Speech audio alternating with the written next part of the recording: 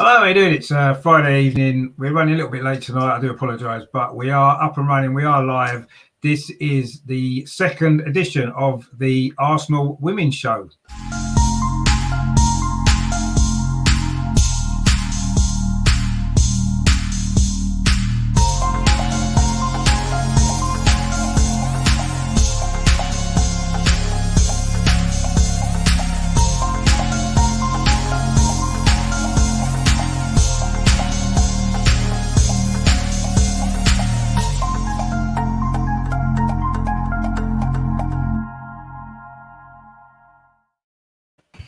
How are you doing? Good evening. It's over and over and over again, the Arsenal podcast, and this is the Arsenal Women's Show. It's the second week of this show. Last week was a great show to kick it all off.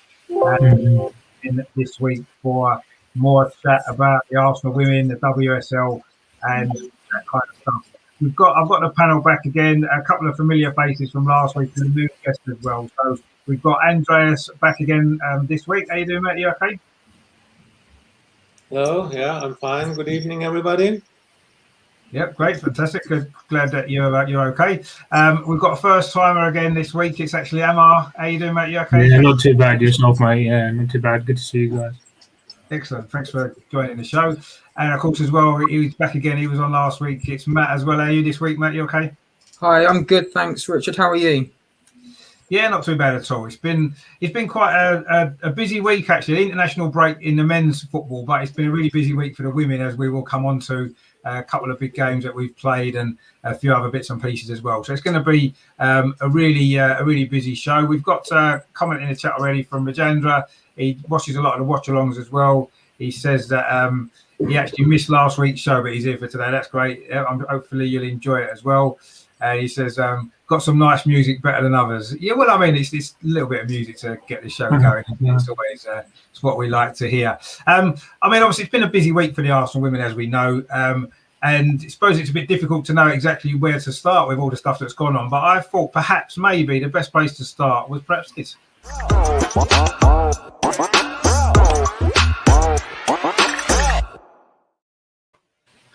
So, yeah, those listening on Spotify, that was an image there of Vivianne Miedema scoring a 100th goal for the club, which, of course, last night in the Champions League playoff game. A fantastic performance from her again. 100 goals in, I think, 110 appearances, isn't it? Something like that. It's mad goal scoring record. I mean, what a player she is. I mean, I don't really know what more greatness we can say about her. I mean, Andreas, what are your thoughts on her reaching that milestone? And do you think she's going to stay beyond this season? I suppose that's the big question, isn't it?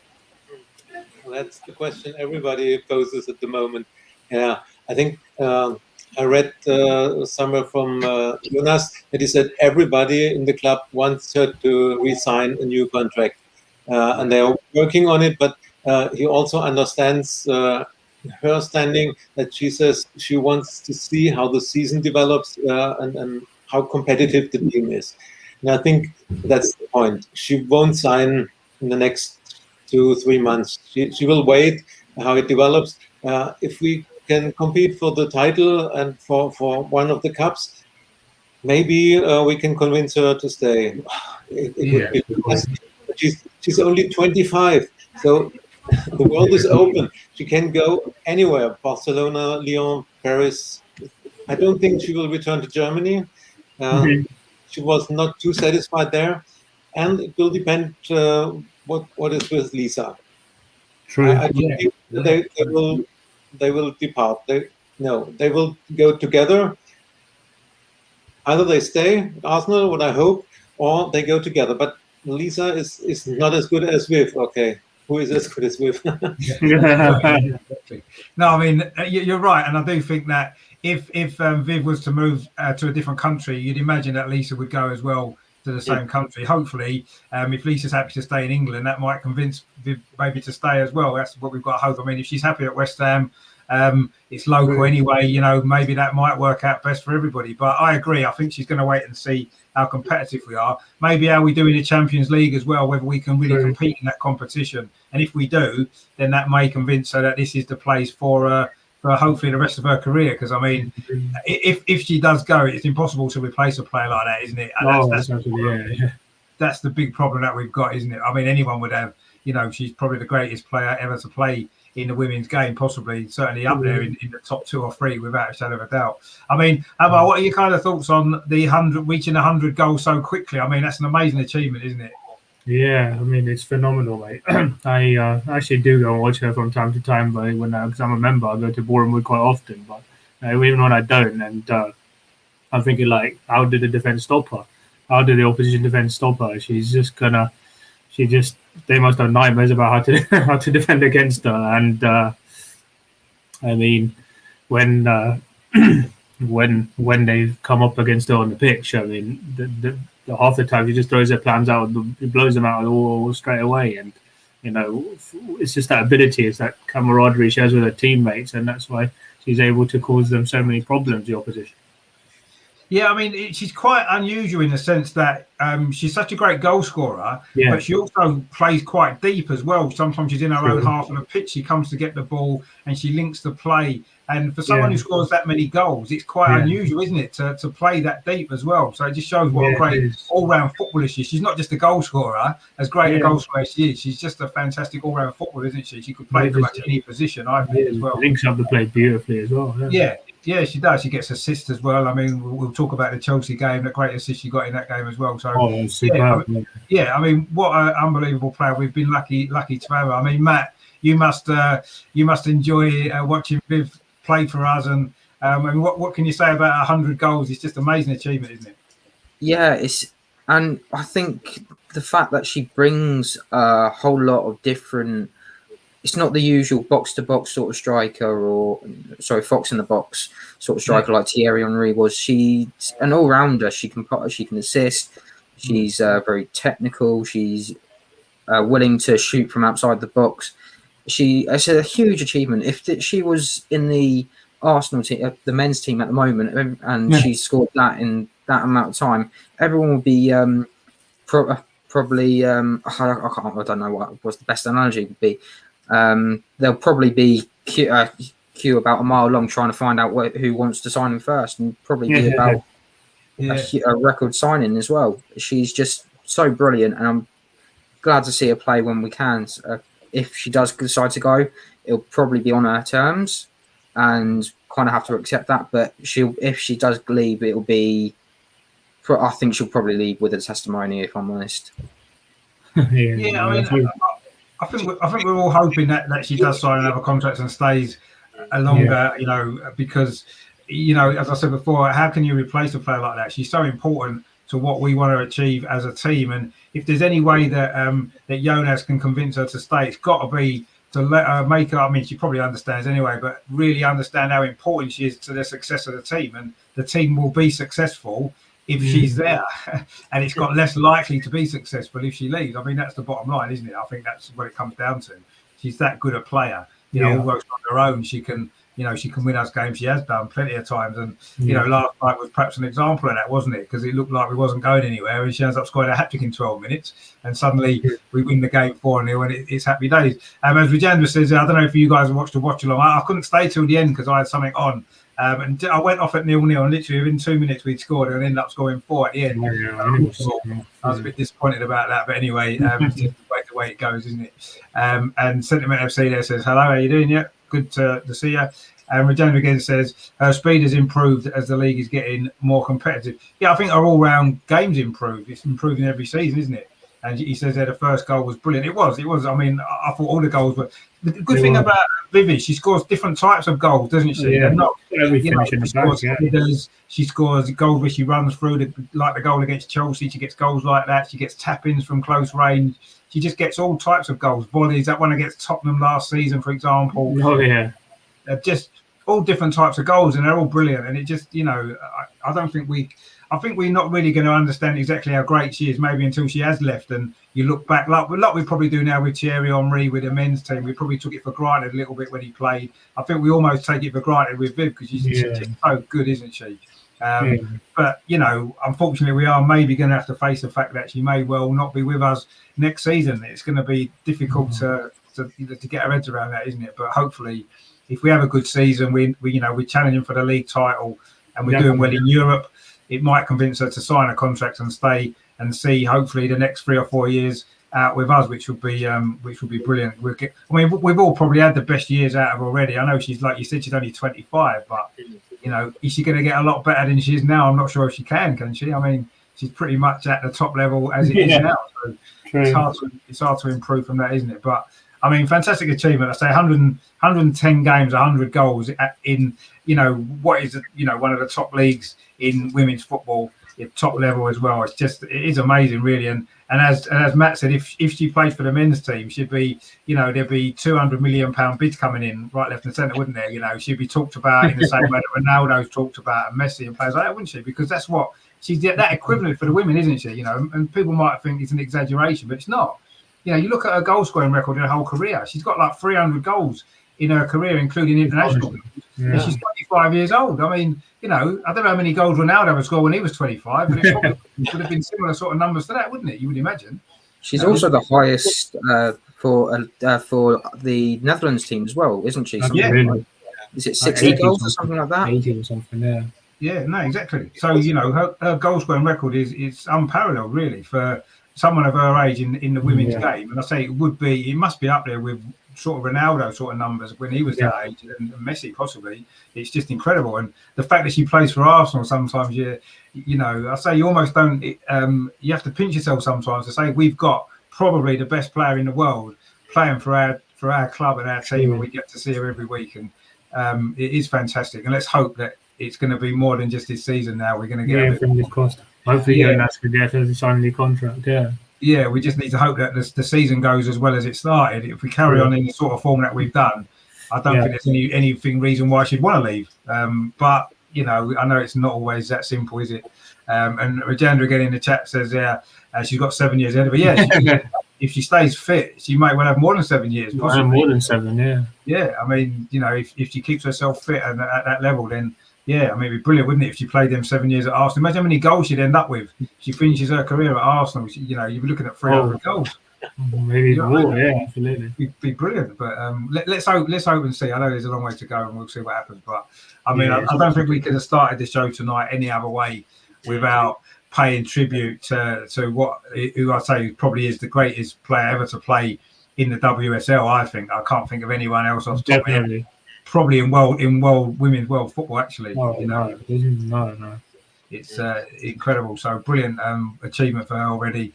And let's hope she can get to 200 goals. You know, another 4 or 5 years down the line, she'll probably get 200. That'd be great. I mean, Thierry Henry's obviously got the most goals as an Arsenal player ever, 228. So she needs to come and beat that. I think she could do that. Yeah, easy. If she signs new contracts, I almost guarantee she will do that. But let's wait. But a long way to go. But obviously, it's been a busy week on the pitch. We have played obviously 2 games last night, and also, of course, the fantastic game that we saw last Sunday. Yes.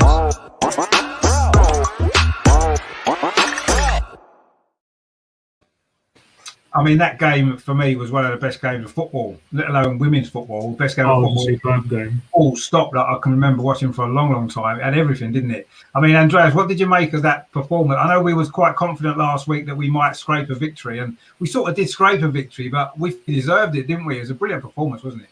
Yeah, it was a fantastic match from both sides. Yeah, I mean, Chelsea also played very, very good. We had the first 30 minutes for us, and I can't remember seeing Arsenal women playing better than in the first 30 minutes. We had the lead, but then we must say Chelsea came back, and they had also chances, and I think Chelsea had their tribute to this match, so that this was such an intense match, and with so much speed, with chances on both sides. And then the second half started, we were back again, and then this fantastic ball from Riff to Beth. It was exactly no centimeters more or less. It was the perfect ball for Beth, and she ran her socks off and did it great. And the third goal, whether it was offside or not, yes. Probably it was generous refereeing. Yeah, probably offside, but nevertheless, Beth was doing a great thing with to bring the ball beyond Berger, and then she had the the open goal for her. Yes. It was a fantastic match, and the last 10 minutes were really thrilling because Chelsea did a good job and had a lot of chances, but our defense was fantastic. I think Jonas made the right moves by taking Jen off, bringing Simone, and later he brought Lotta and Anna, and this all paid off. It was all right decisions from Jonas. It was nearly a perfect match. Yeah, it was. I mean, I thought the 2 goals we conceded were perhaps the only 2 times that we maybe just switched off briefly, and you do that against a team of Chelsea's quality, and you do get punished. And I think that's what happened for the 2 goals. We maybe just switched off, didn't we? The first goal, we left Cuthbert in all that space inside the penalty area, a bit sloppy, wasn't it? And then the second goal, it was good defending initially, and then when the cross came in, Harder got between the 2 defenders, and you shouldn't really let a goal in like that. You shouldn't let something like Harder get in between the 2 defenders. That's right. Yeah, it was a little bit sloppy defending for both goals, but I mean, overall, we denied them too many clear opportunities, didn't we? They didn't have too. I mean, I can't remember Zinsberger making too many saves in that game. She didn't have to do a lot, really, did she? No. Overall, we restricted it to very little. They had a lot of the ball, and they, as you expect them to. But yeah, I thought that you're right what you said there, Andreas, about the substitutions. I thought it was brilliant because he knew what Chelsea's strength was, so he just filled the middle of the pitch with defensive players in the last 10, 15 minutes. And it meant that they couldn't really get through us. And they didn't. I mean, they didn't have I know it was quite tense the last 5 to 10 minutes, 6 minutes of stoppage time, and we were all a bit nervous. But but overall, I mean, they didn't really, I can't remember them having a real good opportunity in the last 10 minutes to score, did they? Really, they had a lot on the ball, but they didn't really create much, did they? Because we didn't allow them to. I think that was the key, wasn't it? Just how well we defended. I mean, Emma, what did you make of the performance overall? I mean, it was, as Andrea said, it was almost perfect. Apart from those couple of little defensive slips, it was almost a perfect performance. Yeah, I'll be honest, I only watched the highlights. It's funny enough, I was actually at the Oval watching the cricket. So I was actually a bit nervous, chewing my nails, hoping they'd actually hold on for the win. I was really nervous. Yeah, but no, when I watched the highlights back, I do agree. I think we did deny them the clear-cut chances, especially when I got back to 3-2. I mean, other than maybe that fluky cross which hit the bar at the start of the second half, they didn't really get in and bind us, especially when they brought on their 2 key players in Sam and Fran. We didn't allow them to get in behind. But yeah, as I said, if we could just stop those balls from getting into the box and just mark the opposition strikers a bit tighter, then I think then we can be even more solid than we already are. Yeah, exactly. I mean, obviously Chelsea are a quality side, and they're always going to be a danger, wasn't they? And I suppose it's impossible not to maybe switch off just for a second against a side like Chelsea for a briefly. And I think we did, and we were punished. But you'd expect to be, wouldn't you? I mean, Rajendra in the chat says he was at the Emirates. He said it was great. I mean, it would have been great to have been there. The atmosphere sounded great as well. So it's a big crowd as well, wasn't it? 8,000, over 8,000 there. Really big crowd. Really, it's great that many people turned out to watch it. And let's hope that now, having seen that, everyone must have enjoyed it, and hopefully they'll come back to Boreham Wood as well and watch some of the games there and get bigger crowds in this season. I mean, Matt, what did you make of the performance against Chelsea? You must have been delighted with how we played. It was great to watch as well, wasn't it? Yeah, it was brilliant, and it was. I think this, if you had to look at the fixtures that sort of weekend, I think you'd look at that and go, that's the sort of show opener you want. You don't want to see, no offence to some of the other teams, you don't want to see those sort of teams play against each other first day. So, like last season, we played Reading and we won 6-1. It's not really a good showing of the WSL. You want something really gritty at the start to say, this is the sort of thing. And it shows that there's more to be seen. The girls showed real grit for that performance in that last 20 minutes. They were able to get the job done. Jonas got his tactics right. He's exploited Chelsea's weaknesses. It was basically, I think the commentators were saying that they were looking at the same sort of side that Chelsea had from the Champions League final and how Barcelona exploited them, and basically did the same. And we got goals from it. We got a bit of a dodgy decision, but this was what the league is, and it's brilliant to see, because if that was gone to VAR, I think we would have been putting our heads against the wall.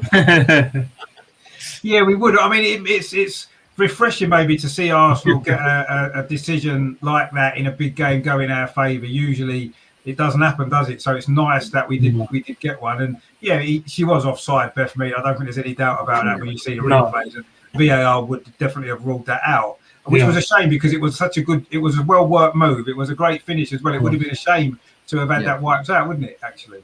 Absolutely. Because it was such a good goal, so it was a shame. Rajanda in the chat there was saying, what's the ground capacity at Boreham Wood? I believe it's about 4,500 maybe. 4,000. Yeah, when I went for the Slavia game, it was about 1,100 there recently. So yeah, it's about 4. No, exactly. I mean, I know obviously there was double the capacity in the Emirates, which is great, and it'd be nice to get something like 3,000 or going to Boreham Wood on a regular basis, wouldn't it? It'd be great to have a full stadium there. And hopefully with the new sort of coverage that the WSL is getting this season, and when people can start to realise what good football it was. I mean, that game, if you're, a lot of people were saying to me, oh, it's just women's football. But regardless of that, it was just a great game of football. Regardless of whether it was women, whether it was kids, wherever it was played, it didn't matter. It was, if you don't enjoy that as a game of football, then clearly football's not for you, I don't think. No, absolutely not.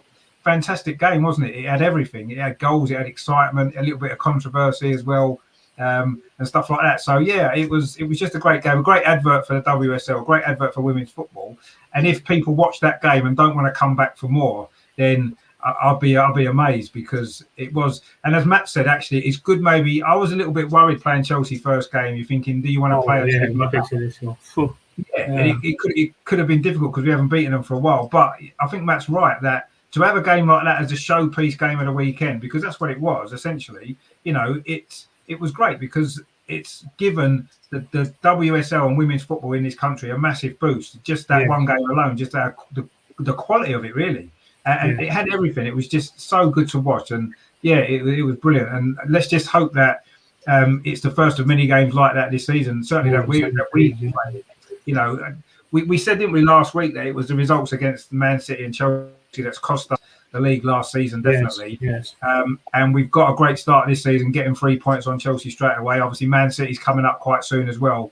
It's match 3. So if we can win that as well, that really would lay down a marker, wouldn't it? And we'd be the team to catch then, and team to beat maybe. And let's hope that the fans really can get behind it as well, because I think that's important, isn't it? That, the more support that the women's game gets and the women's team get, because they deserve it, don't they? Because they're just a great team to watch. And it's been a good, maybe a good release in comparison to how poor the men's team have been, to see how great the women's team are. I think that's 5. It's 5 wins in a row now, isn't it? 5 in a row under Jonas. I mean, what a start he's had. Something like that. Yeah. I mean, it's brilliant, isn't it? I mean, Andreas, are you expecting? Obviously, we're not going to win every game under Jonas, are we? But I mean, what you've seen so far in these 5 games, how impressed have you been with the way that he's kind of took on the job, really?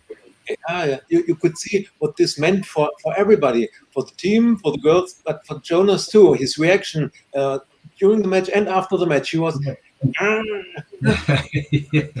It meant a lot for everybody, and even Viv was celebrating her first goal, and this is she's very rarely celebrating. So it's another proof how much this meant. It was the first match for such a long time, big match against Chelsea or City, that we were winning, and you could see what this meant. And this was a winning from Jonas.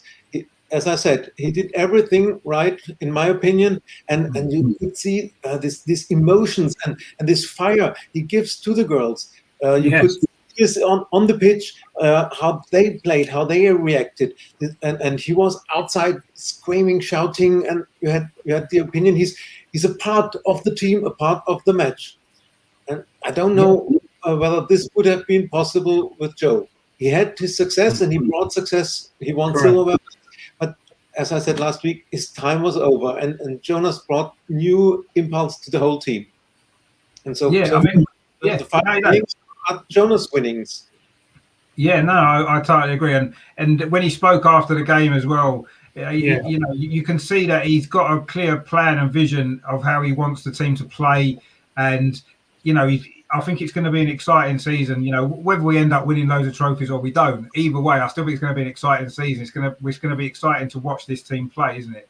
because Definitely. you know, and I loved it. You know, Jonas on the touchline when we scored, how much he enjoyed it. It was great to see, wasn't it? You know, like you said, with Joe, he was a little bit more reserved. He didn't really get too excited, did he? Yeah. And it's nice to see a manager do that. Whether that will continue all the way through the season, I'm not sure. But let's hope it does, because it's great to see how involved he was and how much it meant to him and everybody. Like you said, I mean, Viv celebrating a goal like that first goal, she doesn't normally do that, does she? She just sort of walks away as if I've scored another one. But that one, I love the fact that Katie McCabe went and grabbed her up as well. That was pretty funny. Yeah, Well, yeah, it was. Yeah, I mean, it just showed how much, you know, you can see the togetherness of the team as well, can't you? How much, I mean, you know, it was just great, and I'm sure that Jonas has played a big part in, you know, getting everybody up for that game as much as they were. And let's hope, I'll say, that it continues even in maybe the lesser games, as we'll come on to. Obviously, it's a slightly lesser game this weekend in a way, who we're playing, but all the games are bigger calls. I mean, Emma, what are you kind of thinking about Jonas so far? I know you can't really complain with 5 wins out of 5, scoring all the goals that we have. It's been an impressive start, but I guess we're not going to find out real much about him until maybe something goes wrong, and can he put things right? Maybe that's what we need to find out yet, don't we? I suppose. Yeah. Whereas with Joe, when things went wrong, especially in the big games, I feel like he didn't really, I would say, know what he was doing, but he just let it go, and he didn't really look to like change it up in that way with Jonas. He just seems like he really, as you said, that passion. He showed so when he did that like Jose impression of running down the touchline and hitting the players up at the end, giving them big hugs and everything. I think he's definitely gonna get what he wants out of the team, and you know, especially with the recruitment, I think has been very good overall, and especially with players with somebody like, I mean, when we signed Heath last week, I was like, that's just a brilliant addition to an already fantastic front line, and I think he's just going to get the best out of them. But yeah, as you say, if something does go wrong, I think he will be quicker to notice it than maybe the previous managers were. So I mean, let's see what happens. But no, it has been a great start, and you can't ask for more, really. No, exactly. I mean, I always think you find out maybe more about everybody when you lose a game or two and how you respond to that. So hopefully that won't happen very, very soon. But I'm sure it will eventually. We're not going to win every game as much as no. But that'd be interesting to see how he responds to maybe when things don't quite go as planned. Inevitably, it will do. So that'd be interesting to see. But I mean, Matt, we can't have too many complaints so far, can we? The way that we've been playing, not so much the results. I mean, in most of them games, you'd have expected us to win. Obviously, the Chelsea one was going to always be difficult, but it's the way that we've played, I think. And as Andres touched on before, the substitutions. I mean, even last night, the substitutions won us that game, didn't it? Again. Yeah. The one thing I would only complain about really is the occasional odd goal that we concede. It's a bit of a sloppy one, but it happens. Yeah. It's going to happen towards the start of the season. If there's injuries as well towards that back line, that's going to happen as well. So I'm not really complaining that much. I'm happy that he's got a plan and it's going well at the moment. So hopefully it carries on. Yeah, I mean, this is all we can hope for, really. I mean, we couldn't have got a better start. And yes, I think the games have helped. They haven't been the best opposition in Europe. Certainly, you know, we could have got the same draw that Man City got. Obviously, they got knocked out, didn't they, by Real Madrid? And Real Madrid, exactly. We would have found that a bit more tougher than playing against Slavia Prague. But you can only beat what's in front of you, and we've won the tough game as well. So we can't really have too many complaints so far, can we? With how it's gone. So yeah, I'm positive about how things are going to go this season so far. I've been impressed with what Jonas has said. I've been impressed with what he's done on the pitch, his tactics, his substitutions. Everything so far has gone pretty much exactly as we would have hoped. So let's hope it continues for a long time yet, and that when things maybe don't go quite as well, that he's able to quickly turn it around, because that's key. Everyone loses games, but it's how you respond to the next game and the game after that. And I think, as Amar said before, when maybe under Joe sometimes we'd lose a game and we wouldn't necessarily always quickly bounce back, would we? Last season we had a poor run, didn't we? And I know we had injuries as well, and those things you can't afford to do in the WSL. You don't have as many games as in the Premier League, for example, and you lose 2 or 3 quick games and it's over, isn't it? Your title's over. So it's vital that you do bounce back quickly. So let's see what happens with that, but let's hope it won't be for a while yet. We've got big games coming up as well, so we need to make sure we get the results. But absolutely. What I wanted to touch on, actually, obviously, it was the first weekend of the new season, and also the new TV coverage really that's come up Yes. on the back of this. So I wanted to maybe have a little chat about that actually.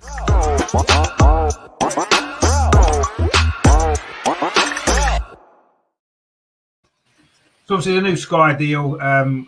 Obviously our game was on Sky. There was another one as well. There was a game on the BBC as well. Yes. So the game's getting a lot more coverage on TV now, which is a positive, obviously. Massively. It's a big audience.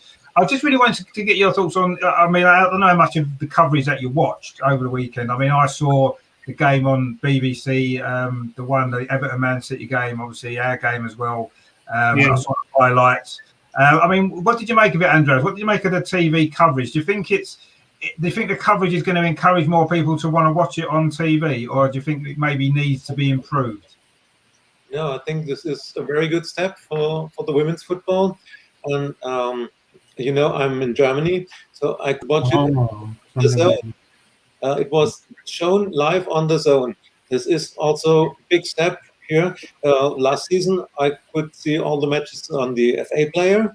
Now it's on TV, even in Germany. So, it will reach a lot more people now. And as far as I read on Sky and BBC, it was the opening weekend, and there were no Premier League matches. So I think a lot of football fans were watching it, and when they saw such a highlight, Arsenal-Chelsea, the third against the title defenders, and such high level,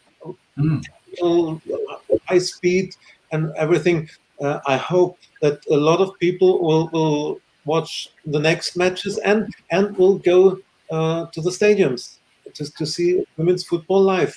And you have to give the women's football a chance. For everyone, for us, it was the first time when we went to a stadium to see a women's match. And I can say I was very impressed. I went once and I came again and again. And I hope that this whole new TV broadcast will have positive effects. Absolutely. Yeah, I mean, it's interesting that you said that it's actually shown on German TV as well, the WSL. That's a big step as well, isn't it? I mean, I don't know how many other countries it was broadcast to, but it's great that it's in Europe, isn't it? Because I think that's important. I mean, do they show the Women's German League on German TV as well? It's only online streaming via Magenta TV. And on the home pages of the teams, there are streams, and only one match on Friday evening is shown on TV. So it's not as good as the Women's Super League. And excellent. So, I mean, that's a good sign for our league, isn't it? That it's getting more coverage than most of it, well, pretty much all the other leagues, and that's maybe how it's going to grow and develop. Let's hope that it works. I mean, I'm pleased that it's getting more coverage, and I think that we need to. I think it can always be, the coverage itself can always be improved, I suppose. And as the season goes on, I'm sure it will be. There was a couple of things I wasn't totally, 100% happy with what I saw. But overall, the football needs to speak for itself. And I thought this weekend it did, didn't it? I think all the games that they showed certainly were good games, exciting games, good football, top teams playing, and it was good to watch. I mean, Amar, did you get to watch? I know you said you was at the cricket. Did you get to watch a lot of the coverage of the women's game this week? Well, I did watch mainly the Everton Man City game. I watched the first half, but then because it became so totally one-sided, and you saw the golfing class.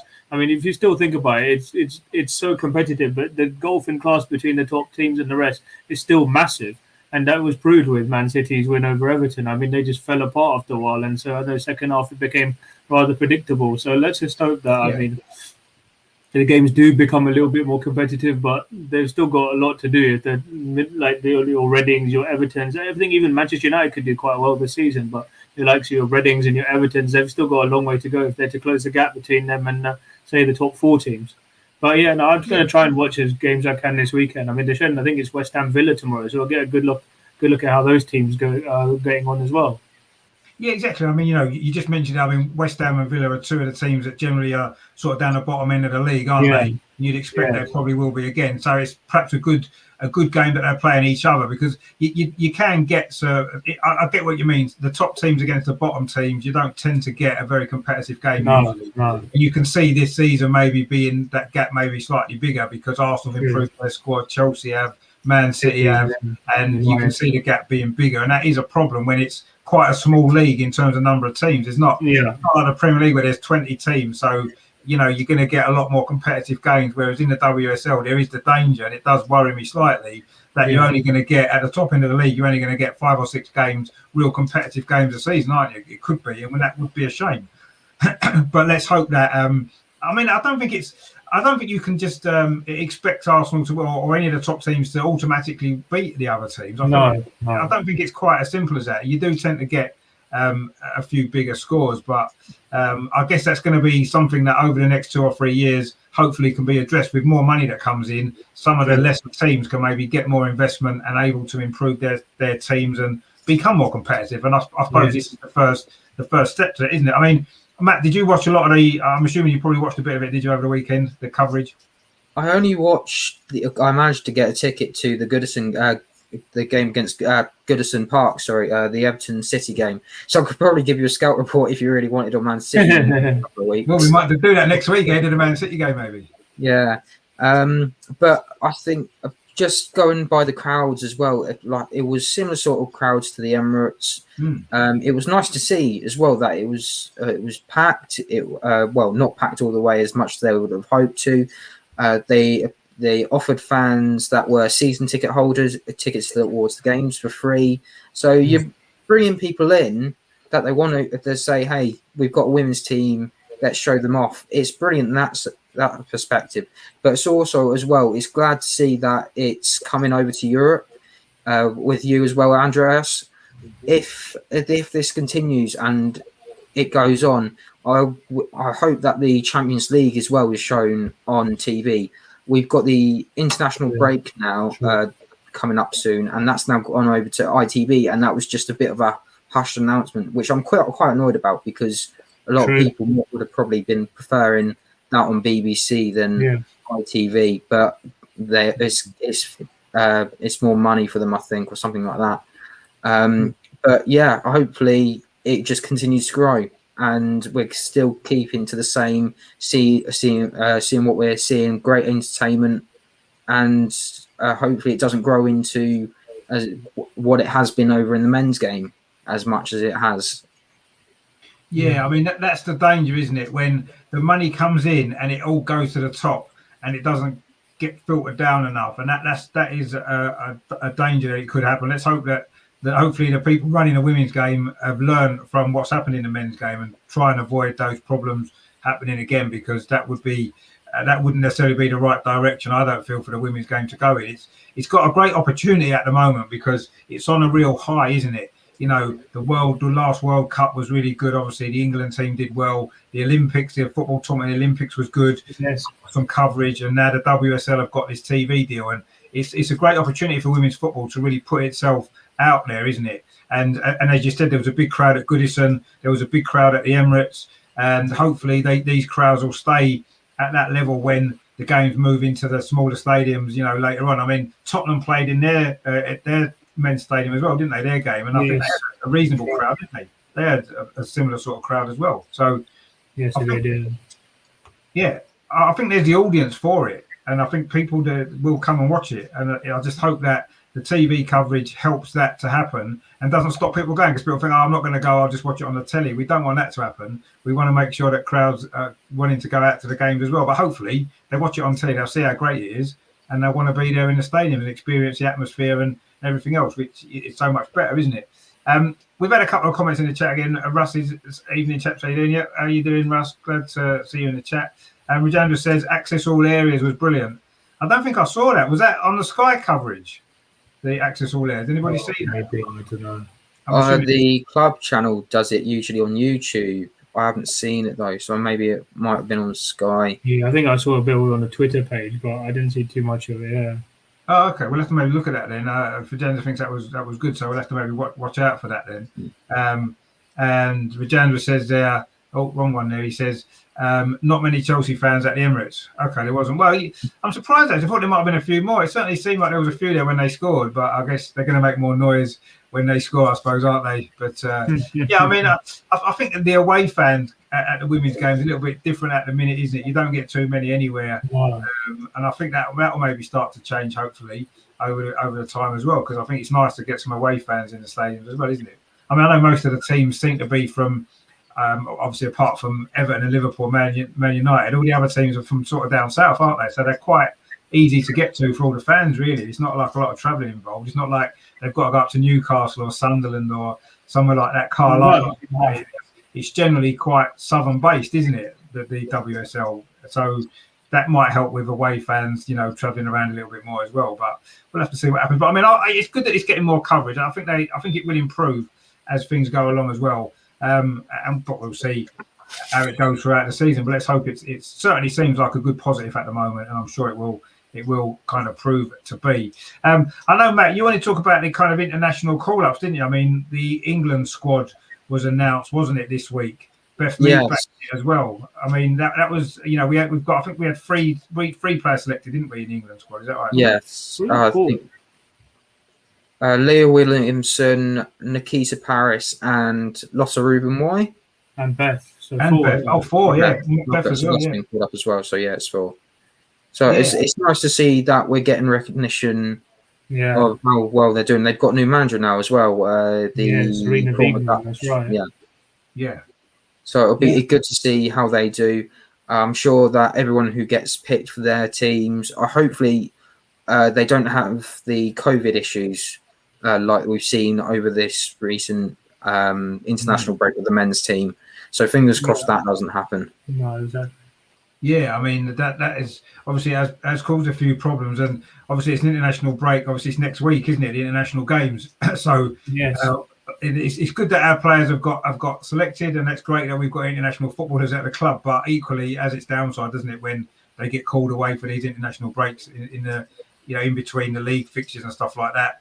I mean, Andreas, what have you made of this sort of international call-ups? Are you sort of pleased that certainly Beth Mead did deserve to be recalled, hasn't she? Yes. I'm very happy for Beth that she's back, and she showed that she deserved this. And it's great that Lotta is permanent in the team now because she played a great season. And what do you think? Who could be the next Lioness from our teams? I think Anna Patton could. Yes. All That's a very good shout. if her development continues this way. Very good shout.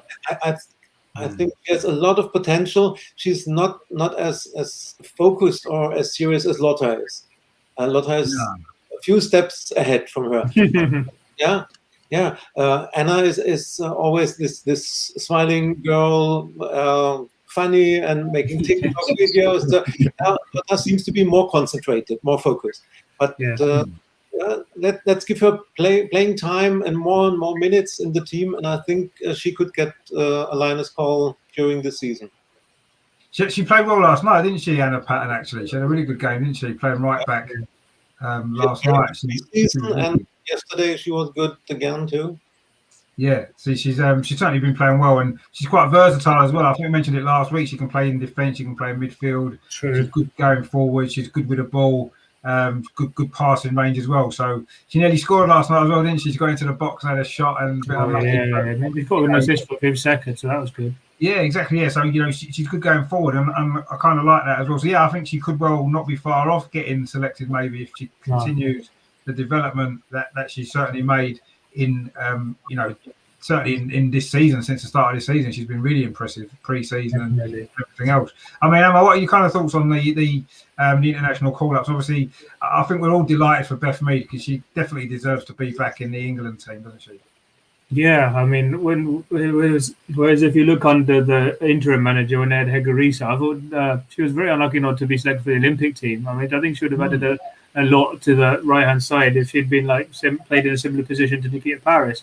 And even before then, she the interim coach, I don't think she was making the right decision, saying, "Oh, a report card wasn't good." And whereas under Phil had a lot of trust in her, but the fact is they were playing a bit too stale. So, but under this new manager, what she's done with the Netherlands and in the recent years improved Viv and pretty much, even if you think about Van de Donk and Ward, who were also with us until last summer. So now, I mean, it's good to see all our big players being called up, and of course, we wish a speedy recovery to Jordan as well, because I think she's an integral part of our team, and the Lionesses too.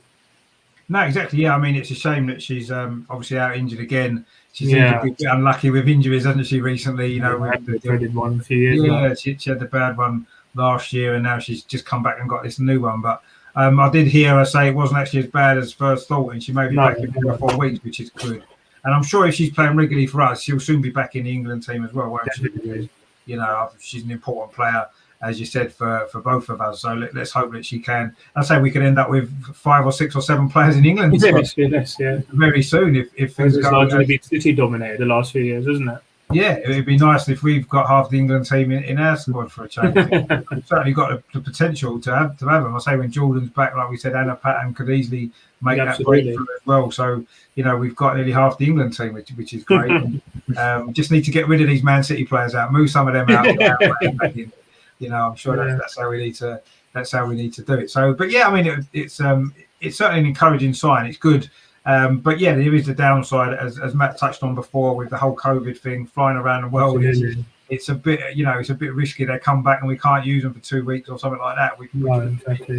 Wouldn't be ideal, would it? Let's be honest, with the games we've got coming up. But anyway, let's not worry too much about that for now. Let's hope everything's fine and they can go get their international experience, come back and be better players for it as well, which is what it's all about.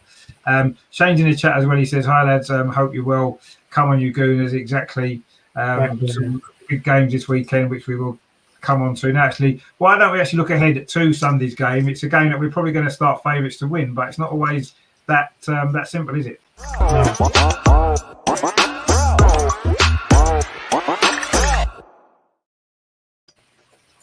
I actually thought Reading played pretty well against Man United actually last week. I saw bits of that game. They maybe could have equalised when the goal kind of went in off the bar and it perhaps went over the line, or it didn't. It was close, wasn't it? It could have done. So they were a little bit unfortunate actually, Reading, I thought. So I'm not expecting it to be an easy game overall. I mean, I think we're going to have to play well. We've just flown back from Prague. We've had all that travel added into it as well. So I don't think it's going to be as straightforward as maybe it might have looked on paper. I mean, what are you thinking, Andreas? What are your kind of thoughts ahead of the game on Sunday? Obviously, we should win, really, shouldn't we, if we're honest? Yeah, we should win, but it's a dangerous thing. We played on Thursday and we returned Thursday night, and it's only 2 days to rest. And I remember the last time we played in Reading, it was, I think, in January, February, and we draw 1-1. Yeah. Correct. I remember this is right. So, and everybody, as everybody says, it starts with 0-0. We are not in the lead because we played fantastic with Chelsea or we scored 4 goals in Prague. We have to prove it again on Sunday, and it won't be too easy. It will be difficult for Jonas to rest some players. Some of them have played all the time now these first weeks. So who gets rest? Who gets now inside? Simone Boye is injured. She's out. Oh, she's injured. I didn't know that. Oh, yeah. She posted today that she has something on the knee and will be out for a few weeks. Oh no. I mean, but was you a little bit surprised, Andreas, that maybe he didn't rest a few more players? I know there was 5 changes from Sunday, but it was quite a strong team last night, wasn't it? In a game that essentially we were almost through anyway. Do you think that was a bit of a risk, maybe, playing such a strong side? Yeah, but it was important. Nobody wanted to risk what happened to Man City. If we were out in the playoff, would have been terrible. So, yeah, it was difficult. And of course, we were 3-0 in the lead, but let them score in the first 5 minutes. And then you get a second goal, and then it's very hard to come back. So I think it was the right decision. But now it will be difficult. As I said, who gets some rest, who can play again. It's not so easy on Sunday, but yeah, as you said, Richard, we should win. We are the better team. We have the better bench. We can change. And yeah, let's hope. Yeah, exactly. I mean, I think under normal circumstances, I'd have probably been really, really confident that we'd go and win the game quite comfortably. But because of the midweek game, travelling all the way to Prague and back, I think that, and like you said, we've now got an injury or two as well. So, yeah, it's going to be a tricky game. I mean, what are your thoughts, Omar, ahead of the game on Sunday? Are you feeling fairly confident that we should win, or do you think it's going to be quite difficult? Well, yeah, I mean, you never know what to expect with Reading. I mean, as you saw last season, it was a bit on with all of the games being postponed due to whether it be bad weather or waterlogged pitches or whatever it was. I mean, and then we played them and they caught us a good time for them and then ended up sneaking a draw. It's a team that we've dominated last year of the WSL. I mean, I don't think we've ever lost to them, but they've gone through a massive rebuild in the summer. They've signed all these new players. I don't know whether they still remember. Of course, they've got Mitch and Carter off of us as well. I don't know if they're still there, but it's one that we should win, but you can never underestimate the opposition. But Jonas would have done his homework in the build-up. As you say, after the game in Prague, there might be a little bit of fatigue on with some of the players. But, I mean, the core depth is so good now that, it's one we should win. But you can take nothing for granted, as you well know. No, exactly. And it's, I think normal circumstances, I wouldn't have been particularly concerned about playing Red. I know last year, as you said, we were caught out a little bit. We didn't play particularly well. Like you said, it came after a couple of postponements as well, didn't it? I think we had one or two players out as well, and it wasn't a good time for us. And we only drew the game when we'd have expected to have won. I think we were 1-0 up, didn't we, as well in that game? And then they came back. We were 1-0 down after about 5 minutes due to a header, and then Miedemar scored on half time or something like that. I can't remember. Yeah, I know Miedemar scored. I can't remember if we were 1-0 down or 1-0 up. But yeah, I mean, it was a game we should have perhaps expected to have won, and we didn't. So who knows? I mean, what are you thinking, Matt, then for Sunday? Are you expecting it to be quite a tricky game in the circumstances? Yeah. Also, it's their first game in the Majeski. Well, it's not the Majeski anymore. Their stadium as well. So it'll be an interesting one. I've just read from their website that they've ID'd Mana as their player to watch, which is a bit of an interesting one. They also had quotes about that how they pressed United as well. They've got a new coach in as well. So it's almost they're probably going to want to play the same way this week. They know that we're going to be a little bit tired, but it might mean that Jonas might have to adjust his style a little bit.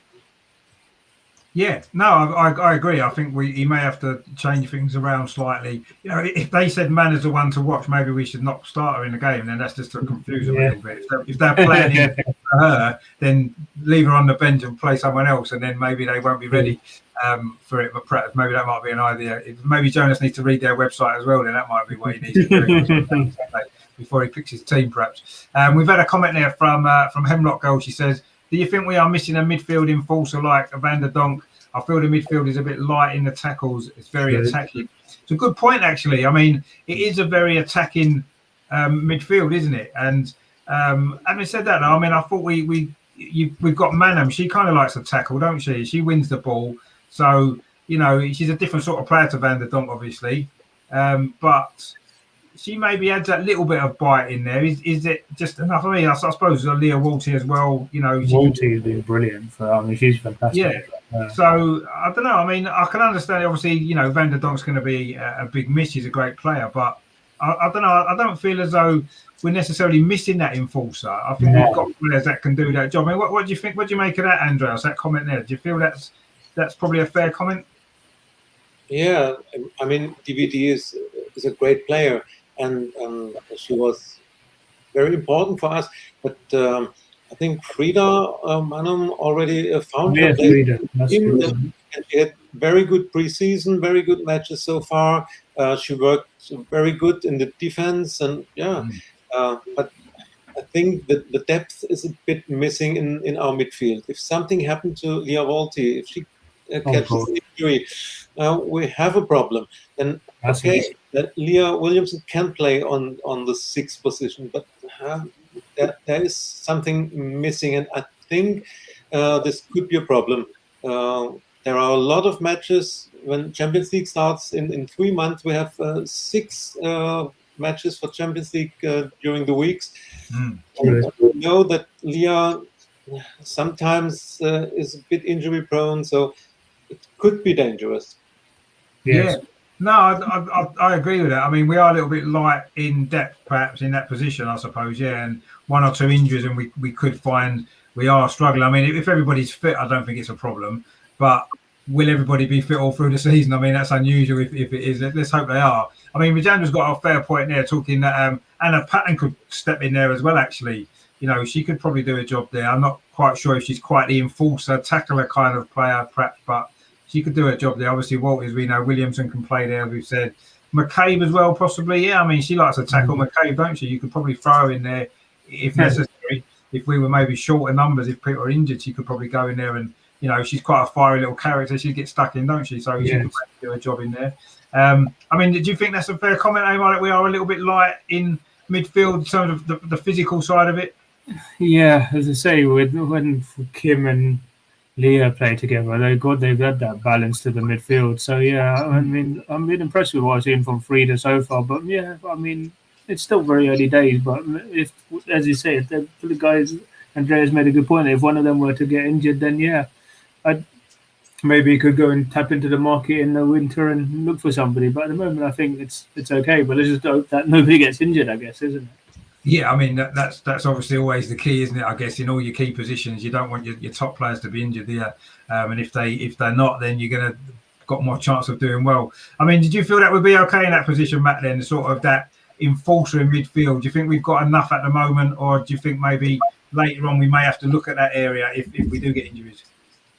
That was probably one of my questions in the transfer market: is do they have enough midfield to cover? Although, because when we went to the Champions League list, they only named 4 midfielders. The rest of them were all classed as strikers. So that was a bit of a confusing one. But we've got, I think, with the women's game, as I've seen it a lot more aggressive than the men's. So I think they're all willing to fight for each other. They're all willing to. They're a lot more versatile as well, that they can walk and play in that area. There's also the youth academy as well. So I think the next window's in January. So if there is a case for maybe a loan spell or something like that to the end of the season, I don't think they would turn around and say, no, let's not do that. Yeah, I mean, I think you're right. I mean, Daniel in the chat there said he thinks we need one more physical player in midfield. I mean, possibly. I think at the moment we seem okay at the moment, don't we? The way things have been going, and you know, we certainly stood up to the physical challenge against Chelsea last week with the midfield that we had. And yeah, you may be right, actually, Matt. A lot of them are sort of, we maybe consider midfield players, but they may be attacking players, aren't they? Iwa Butchie, for example, she played in midfield last week. She's more of a, you'd almost consider her to be an attacking player, wouldn't you? You know, Jordan Nobbs, when she's back, she's more of an attacking player than a defensive midfield player. Yeah. And we do seem to have a lot of those type of players, which is good from an attacking point of view, but maybe defensively when we're in the big games against the more physical teams, if we've got injuries, we could possibly come under threat. But I think at the moment, like you said, Leah Walsh is great, Kim Little's great in there, and we've got 1 or 2 others that can step in there as well, as we've seen. So yeah, I mean, we'll see I suppose as it pans out. I mean, you can't legislate for injuries all the time, can you? I mean, you can only have so many players in your squad. You can't keep bringing players in and bring in case people get injured, because it doesn't really work like that, does it? So but I think we're okay. And yes, I think we'll miss Van der Donk to a certain degree, but I think Iwa in a way has come in to replace her anyway, hasn't she? And the surveillance that are quite good, that she can come in and not, she's a different sort of player, but you know, she could maybe come in and in the squad and maybe have replaced Van der Donk a little bit, perhaps. Is that Frida? Did we talk about Frida just then? No, Iwa Butchie. Oh right, yes, yeah. She's kind of actually for sort of a similar type of role maybe in the team, I suppose. But yeah, I mean, maybe Frida Manham as well, because she's kind of come into that position as well. So we have kind of strengthened her, haven't we, as well over the summer. So, but yeah, I mean, I suppose you're always at the mercy of injuries, aren't you? I guess that's the way it goes. I mean, Daniel says there the current positive is that they all close pockets and try to win all the balls as a team. Exactly. That's what we did well against Chelsea, didn't we? You know, we were winning, or closing down early, winning the ball back high up the pitch. And, you know, that kind of compensates maybe for certain other aspects of the team, maybe that we don't quite have as we'd like, perhaps. And that was great to see, actually, wasn't it? The way that we did that on Sunday. And if we keep doing that against the big teams all the way through the season, then we're gonna do well, aren't we? We're gonna be there or thereabouts. I mean, Andreas, what are your kind of thoughts in terms of the team lineup for Sunday? Obviously, bearing in mind we played Thursday, quite a strong lineup. Do you think he's going to make too many changes from that, or do you think he might go with a similar team that played against Chelsea, for example? No, I think he will rotate on Sunday. I could imagine that Anna Patton will start, and maybe in central defense, Leah and Lotta, so that Jen gets some rest. Maybe, you always have to start Kim. Oh yeah, Leah and Viv. Maybe Keats will get a chance in the starting lineup. I think Jonas will rotate, but it's dangerous. You can't rotate too much because it's very early in the season, so it's not everything is just fit inside. So it needs more matches for the automatism, and so you said it. It's a tricky match, and let's hope we score an early goal. This would help. Yeah. No, I mean, early goals always help, don't they? Scoring first really is important, especially when you're away from home. But yeah, I think it's quite a tricky one, I think, for Jonas this weekend, actually, because like you said, if we rest too many players, we could end up coming unstuck in the game.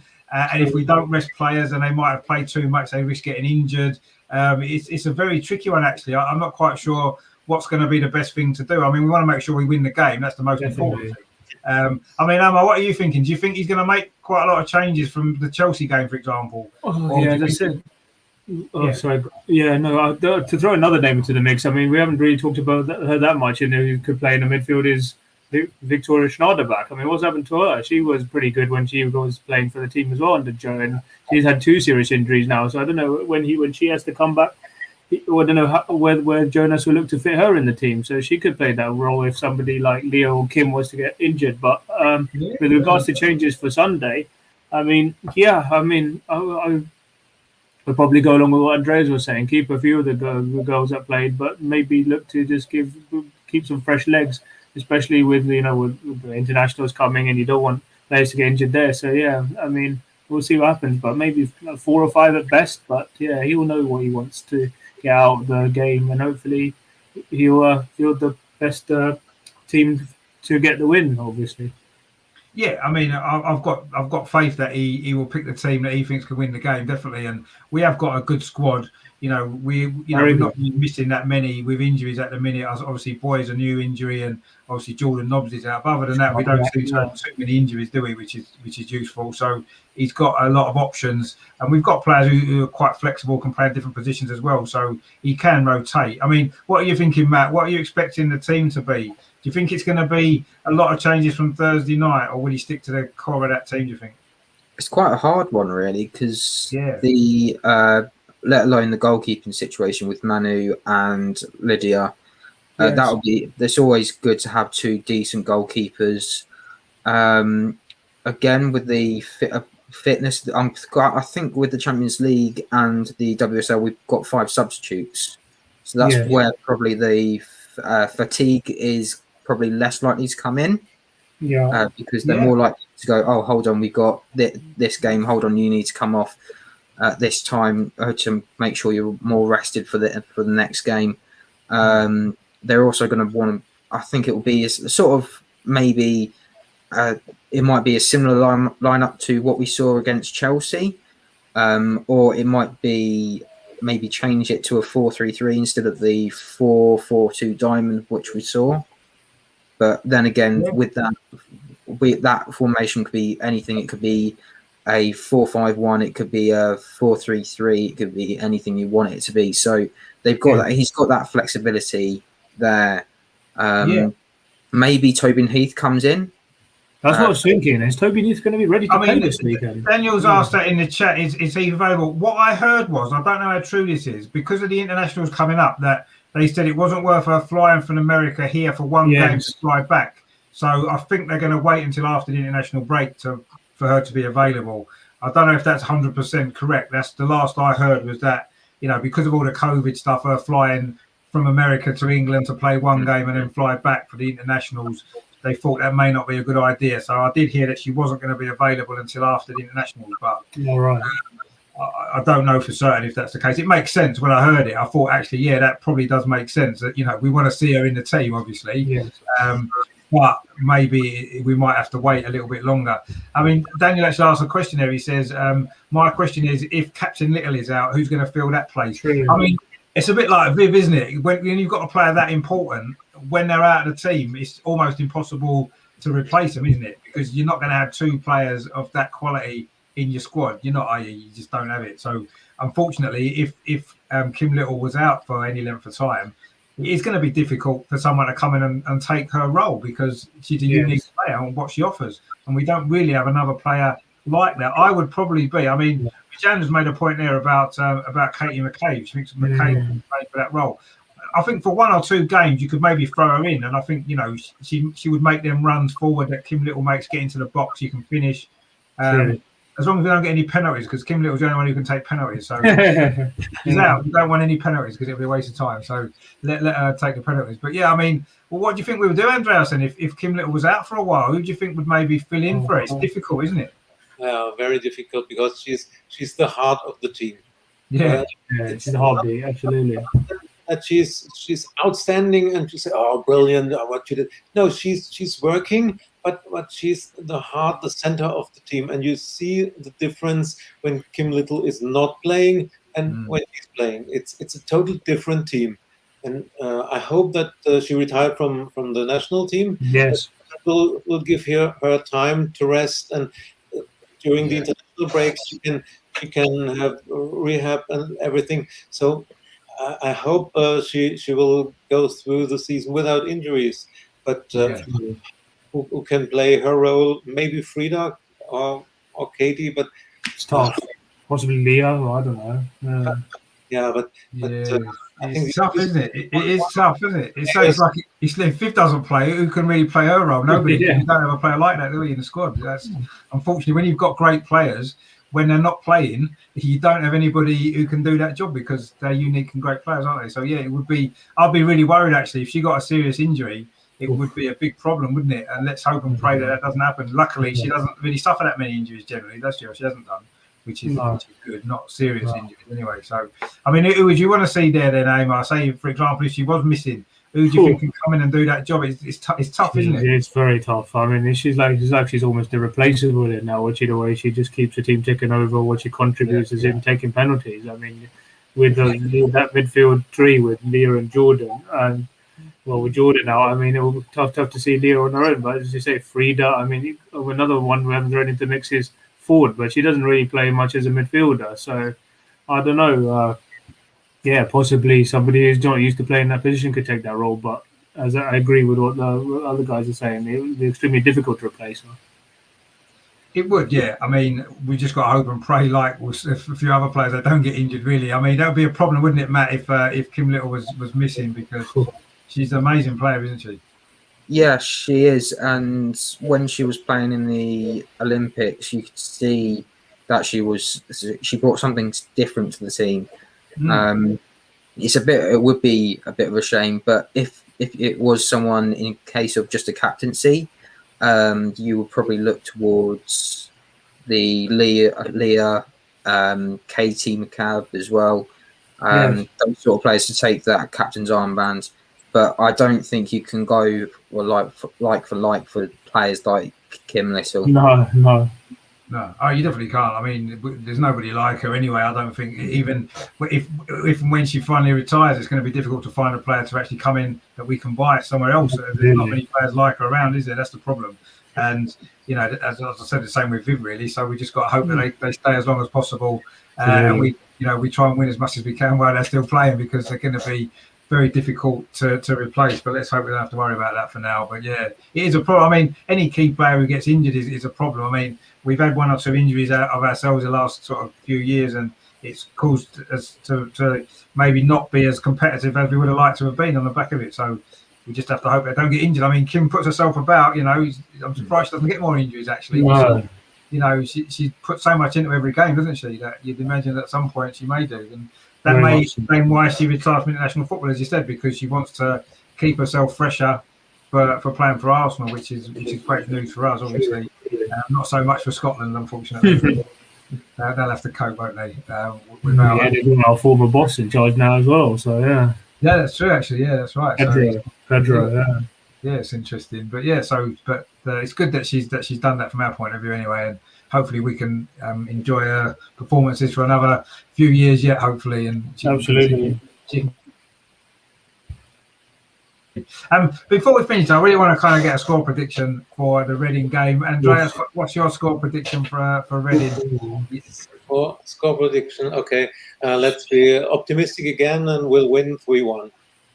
3-1. Well, that'd be all right, wouldn't it? I'll take a 3-1. I think with the week we've had travelling and stuff like that.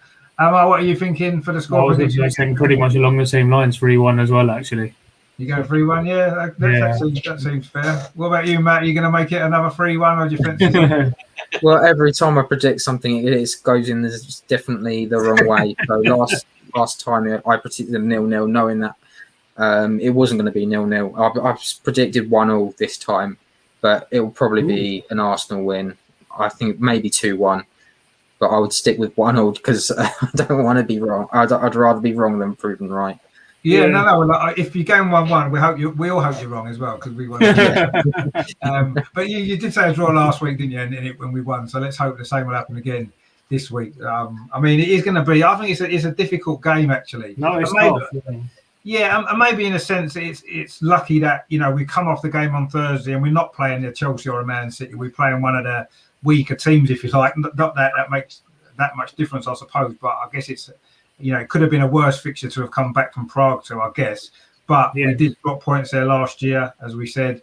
And I thought they played well last week, Reading, actually. I thought they had a decent game against Man United. So it's not going to be easy. But I do feel we have got enough quality in the final third to win this game. And I'm not sure whether Reading will score, actually. I know we tend to give away the odd opportunity here and there. We end up... Sometimes defensively we're our own worst enemy, aren't we? Teams, sometimes we gift them opportunities and rather than make them earn them. So I don't want Reading to score. I think we'll keep a clean sheet this week. I'm going to go 2-0. I think we'll just have enough. I think we'll get the goals, maybe one in each half. I think Viv will probably get another one at least. I don't know, maybe Iwabochi might get one as well, because she's always likely to do something a bit different. So she might come up with a goal as well. So I think she scored. Was it last season? She scored against Reading, didn't she, for Aston Villa? I think was that the goal? She won from about 30 yards, didn't she? I'm sure that was against something like that. I think it was against Reading. I'm not was that up for one of the player of the goals of the seasons or something as well? That one. Yeah. It was about 30 yards, wasn't it? In the top corner. It was a fantastic. Yeah, it was from again for Villa. That's right. Yeah, so something like that are going to be nice. So I think she might score, and Viv as well. 101 goals, that'll be nice. So on our way to the 200 already. So, but no, I mean, I think we're fairly confident that we should be able to win. It's just the timing of it isn't ideal, is it? I suppose with the week that we've had, and of course then it's an international break, isn't it? So we don't play again for a couple of weeks before the Man City game. So a tough game to come back to after the internationals as well, isn't it? So. That's a big game, but we can talk about that obviously next time. Look ahead to that game, and obviously look back on the Reading game and look at the internationals as well. So loads coming up, of course, as well when it comes to the women. So brilliant to have you guys back on again. Andreas, thanks for coming on. You enjoyed it again? See you guys too. Thanks for having me again. No worries at all. Did you enjoy it, Emma? Did you enjoy coming on? Yes, no, it'll be good. Yeah, hopefully I could do more of the same maybe as the season progresses. Yeah. No, exactly. I'm looking to make this a regular show because it's great to talk about the women. They're doing really well. It's really good, and it's great to have guys like yourselves on who are really passionate about it and knowledgeable as well. It's great for the show as well. So, and Matt, did you enjoy that as well again? Yeah, I enjoyed it. Thank you so much. I don't know about the knowledgeable bit on my side, but you've got some great knowledgeable stuff that you bring to the show. It's great to have you on. So, I mean, we'll have to see about next week. Obviously, there's no game next weekend. No.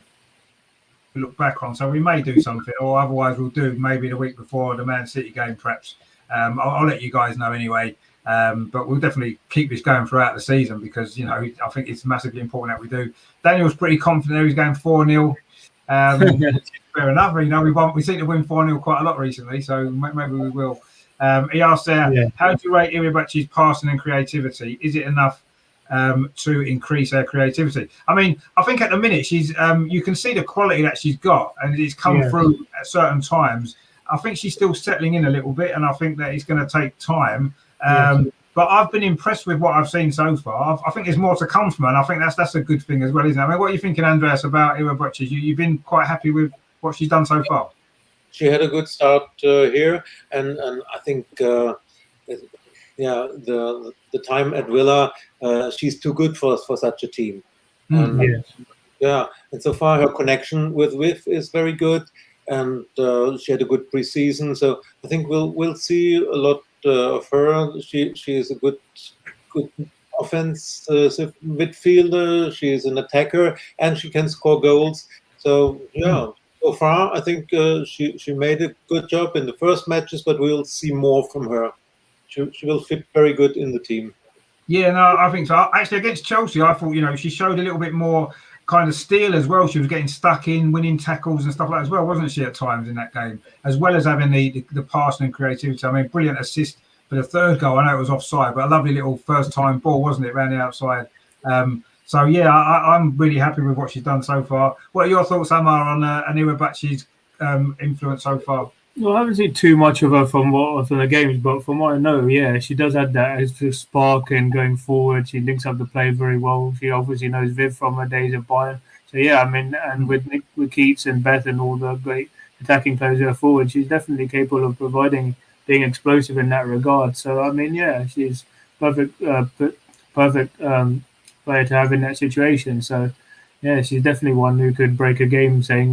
Break a game up if we're lacking that bit of spark in the final third or something. So no, I mean, from what I've seen so far, I've been impressed. So long may it continue. Yeah, exactly. Yeah, she's had a good start, and it is still early days. I say I'm sure there's very more to come from her, and let's hope it is. I mean, have you been impressed with her, Matt, so far? What you've seen? Oh yes, the goal against PSV. I just stood up and shouted, "Take a bow," because that was such a good goal. The way she plays is unbelievable. It's almost like she can do anything on that pitch when you go out on that. And although she's an attacking player, she's willing to do the defensive stuff. She's ready to be a bit more aggressive when needed to.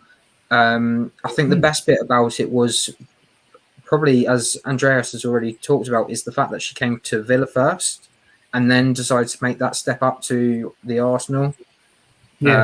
Just to get used to the league and see what it's about. It might take her a few more weeks or so for her to get used to being in that team still, because there's been players that's been away, but she's already found her feet here, and she's probably going to be quite a regular, hopefully, over the next coming seasons. Yeah, no, I think so, and obviously another player who maybe did a similar thing was obviously Tobin Heath as well. She played for Man United last season, got an experience at the WSL, and now it's come to Arsenal, hopefully to really push on. So we could see both of those two have a big influence actually as the season goes on. And yes, maybe we're slightly overloaded with attacking options actually when you look at it, and maybe not quite so many defensive options in midfield as we've already mentioned. So maybe that balance will be a problem perhaps at some point in the season. Let's hope not.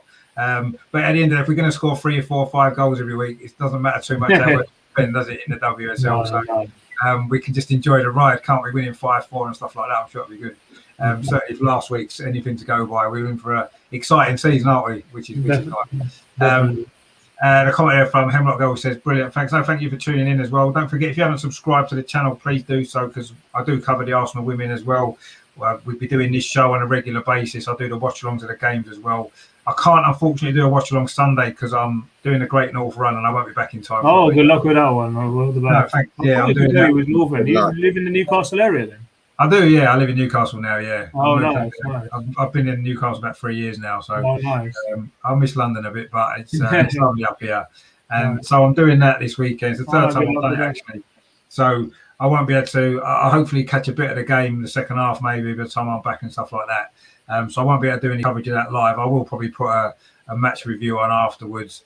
So I am doing a watch along of the Arsenal Norwich game tomorrow. Obviously, if that's interest to anyone, well, hopefully they'll better win that game tomorrow. Hopefully we can get our season up and running for the men as well tomorrow with a win against Norwich. If we can't beat Norwich at home, then we've got problems. Let's be honest. Absolutely. So, don't even want to think about that game. No, let's not even think about that. Exactly.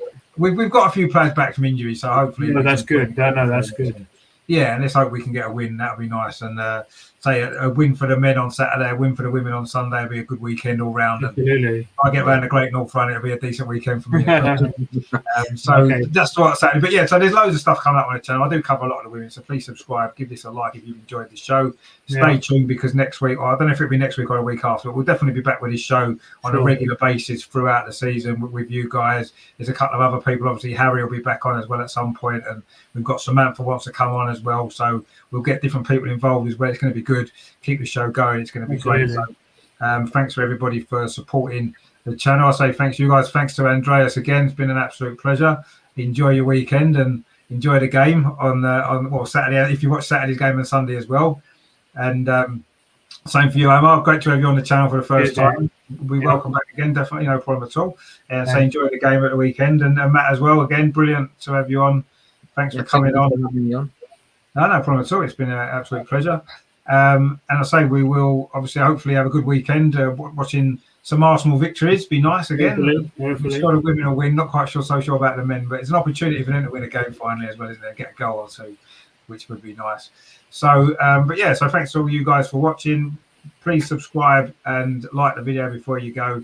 Thanks to the panel as always, and we will see you. I'll be back on the channel tomorrow for the Norwich game, so tune in for that. About 2:45, I'll go live for the game against Norwich, and we will speak again very soon.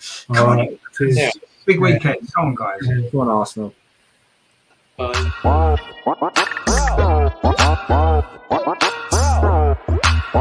Bye.